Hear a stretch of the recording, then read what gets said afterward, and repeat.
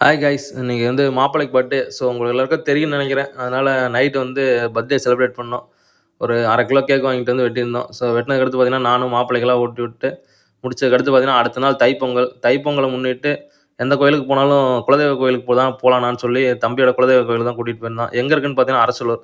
அரச்சலூர் போற வழியில தான் நம்ம காலபைரவர் கோயில் இருக்கு. சரி நம்ம காலபைரவர் கோயிலும் போய் ரொம்ப நாள் ஆச்சுன்னு சொல்லி, அங்கேயும் போய் ஒரு சிறப்பான தரிசனத்த முடிச்சுட்டு, உள்ளலாம் சாமிலாம் வீடியோ எடுக்கக்கூடாது. சிறப்பான தரிசனத்த முடிச்சுட்டு, அடுத்து பார்த்தீங்கன்னா, அரச்சலூர் அரசாளம்மன் கோயில் தான் தம்பியோட குலதெய்வ கோயில். அங்க போயிருந்தோம். கோயிலும் ரொம்ப பழமை வாய்ந்ததா இருந்தது. ஸோ இந்த மரமும் பார்த்தீங்கன்னா, ஆஸ்தெட்டிக்கா பயங்கரமா இருந்தது.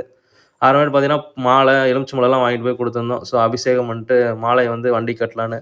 சாமியும் பார்த்தீங்கன்னா, சூப்பரா இருந்தது. அலங்காரமெல்லாம் பயங்கரமா இருந்தது. சாமி கும்பிட்டு அந்த மாலைய வாங்கிட்டு போய் வண்டிக்கு கட்டுனதுக்கு அடுத்து பார்த்தீங்கன்னா, வண்டியோட லுக்கே பயங்கரமா இருந்தது. ஸோ சூப்பரா இருந்தது. ரோஸ் மாலை தான் வாங்கியிருந்தோம்.